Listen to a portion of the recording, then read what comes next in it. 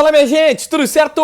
Vamos nessa então falar sobre a Internacional e nesse vídeo aqui repercutir o pós-jogo colorado, 1-0 para a equipe do Botafogo no estádio Beira-Rio. Se você não sabe, o Inter perde mais uma, segunda consecutiva, e já não tinha mais chance de título, mas também não pôde nem atrapalhar o Botafogo, que agora venceu, mas o Palmeiras também, e a real é que o Botafogo está a um empate apenas do título do Campeonato Brasileiro. Enfim, esse não é mais um problema do Inter, mas que teve uma derrota, jogando bem e até saindo aplaudido no estádio Beira-Rio. É sobre esse e outros assuntos já do pós-jogo colorado que a gente vai tratar desse vídeo. Esse vídeo que é para KTO. Se quiser brincar, te divertir, vai na KTO. Sabendo que é com responsabilidade, sabendo que é para tratar como entretenimento. Se quiser, vai lá. Tem o último jogo do Inter para fechar o Campeonato Brasileiro, Inter e Fortaleza. O Inter ainda vai a Fortaleza fazer a última partida. Se quiser, pode brincar lá. Mas tem NBA, tem outros jogos mundo afora, tem qualquer modalidade. Mas sempre lembrando, tá? Lá na KTO é para brincar, para se divertir, sabendo que, cara, a KTO não quer que tu chegue lá e diga, eu vou fazer minha vida. Não existe isso. O que pode é tu tratar como entretenimento e, na boa, jogar com responsabilidade por lá. Beleza?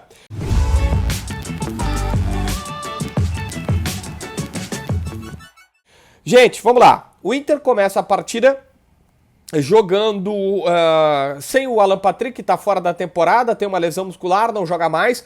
E aí o Roger tenta mudar, coloca dois atacantes, Borré e Ener Valencia, que era uma situação que há muito tempo as pessoas já queriam ver. O Roger disse, e eles até foram bem, tá? Criaram oportunidades e tal e tudo mais. O Roger disse depois que, olha, pode jogar assim, mais oportunidades, mas se ele for jogar assim, ele não vai jogar com pontas. Então, é difícil imaginar que o Inter vai seguir, que o Inter vai manter essa forma de atuar, que não irá, que irá abrir mão de pontas para jogar com Borré e Ener Valencia lá no comando de ataque. É uma experiência, é uma possibilidade, mas não é uma tendência que isso vá ser repetido a partir dos próximos jogos e tudo mais. Me parece que foi mais uma situação para esse momento, não tem Alan Patrick, o campeonato já está perdido mesmo e o Inter faz esta tentativa. Jogou bem, jogou para muitos até melhor que o Botafogo, saiu aplaudido do estádio Beira-Rio. Só que aqui vem a questão. Antes que você pense, poxa, o Inter segunda derrota consecutiva, esticou a corda que deu, mas aí arrebentou e agora, né, o Inter furou a bolha quando pegou o Flamengo, quando pegou Botafogo, os caras não jogaram bem e perderam. O Inter não tem esse pensamento, pelo contrário.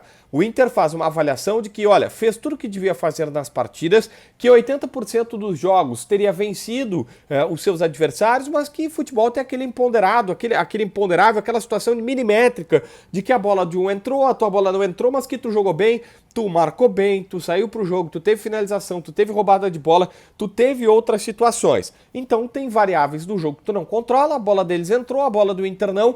Contra o Flamengo teve um primeiro tempo melhor deles, o segundo melhor do Inter. Contra o Botafogo, o Inter acha que foi superior no tempo inteiro, mas eles marcaram gol, que em outros momentos já aconteceu, o Inter marcar gol mesmo não jogando tão bem, e tudo meio que certo, tudo meio que entendimento.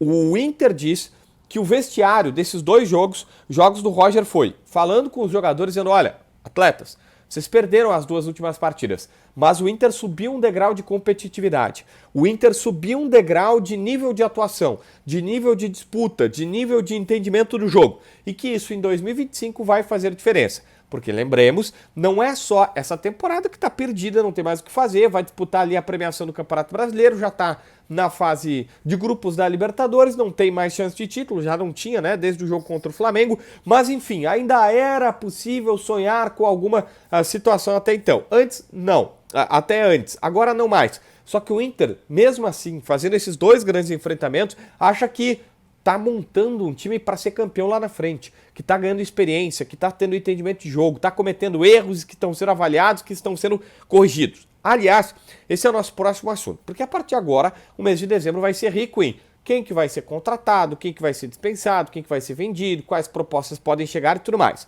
O Inter tem um entendimento seguinte, olha, um time campeão não dá mais para ser feito apenas em uma janela. Apenas, olha, vai lá, contrata 2, 3 grandes jogadores e deu. Não, são várias janelas para montar um time campeão.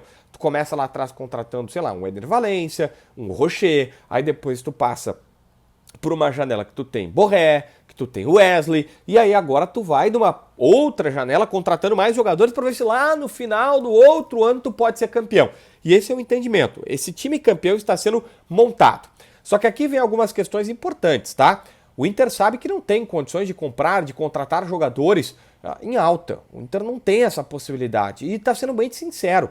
O Roger deixa claro, dizendo, olha, o Inter precisa contratar jogadores em baixa ou em ligas de menor expressão. O Inter não tem como ir, e o exemplo citado dessas contratações, das duas contratações que foram citadas são Bruno Gomes, que é uma contratação tratada como eficiente, porque é um jogador que foi sempre nota 7 em todos os jogos que jogou e não custou tão caro, custou aí seus 7, 8 milhões de reais para ser contratado, veio do mercado brasileiro, então assim, é um valor que o Inter pode competir. E o próprio Cleiton Sampaio, que ainda não deu resposta, que ainda não jogou o que se espera, o Rogel até está sendo titular, mas o Inter está dizendo o seguinte, olha, ele veio de um mercado desconhecido, de um mercado até conhecido, mas de um time desconhecido em Portugal, né, que era um time, o AVS de Portugal, e o Inter está dizendo, olha, eu não posso contratar jogador de primeira linha, jogador que já está performando, que já está em um time grande, eu não consigo contratar, não tem como competir com o Flamengo, com o próprio, cara, a gente vai pegar o Corinthians, está quebrado, mas tem mais dinheiro, entra muito mais grana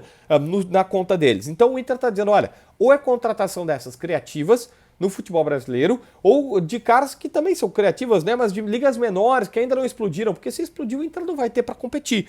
E esse é o pensamento, essa é a linha de raciocínio que você, torcedor, vai ter que ter para entender como é que vai ser a vida do Internacional a partir de agora. Isso tudo sabendo que vai ter assédio. Há um entendimento que, cara, olha só, os caras se destacaram na temporada. Jogando a bola que eles jogaram nesse ano no Campeonato Brasileiro, vai ter assédio por vários jogadores. Seja do Vitão, que a gente sabe que pode ser vendido, mas tem o próprio Bruno Gomes, que já recebeu possibilidades. O Wesley há pouco tempo estava, assim, recebendo possibilidades. Aliás, eu fecho o vídeo falando sobre o Wesley. E, na verdade, sobre uma notícia triste. Nenhum jogador conversou conosco depois do jogo contra o Botafogo, porque todo mundo estava prestando solidariedade ao Wesley. Após o jogo, Wesley descobriu que o seu pai sofreu um acidente automobilístico, parece que foi de moto, mas eu não tenho a confirmação, então assim, eu só dou o relato, mas o Inter confirma que foi um acidente automobilístico que o pai dele sofreu na Bahia e que acabou falecendo. E que, obviamente, todo mundo ficou muito consternado com isso e tudo mais. O Wesley tá praticamente fora, tá praticamente certo que está fora do último jogo. O detalhe, a coisa mais triste e lamentável de tudo também é que, poxa, recentemente o Thiago Maia, o pai dele teve um AVC, e aí o Thiago Maia ficou fora para acompanhar o pai, e aí o Wesley fez o gol e homenageou o pai do Thiago Maia. E agora, infelizmente, é o pai do Wesley que acaba vindo a óbito, e ele, ficou sabendo depois da partida. Foi uma nota triste, nenhum jogador falou em solidariedade, estava todo mundo muito consternado no vestiário colorado por conta dessa notícia terrível. Vai o abraço, o apoio, para a família, é um máximo que a gente pode fazer aqui, tocar toda a energia para que ele possa seguir em frente, tá bom? Se inscreve no canal, assina a notificação, deixa teu like, comenta aqui embaixo para ver mais vídeos.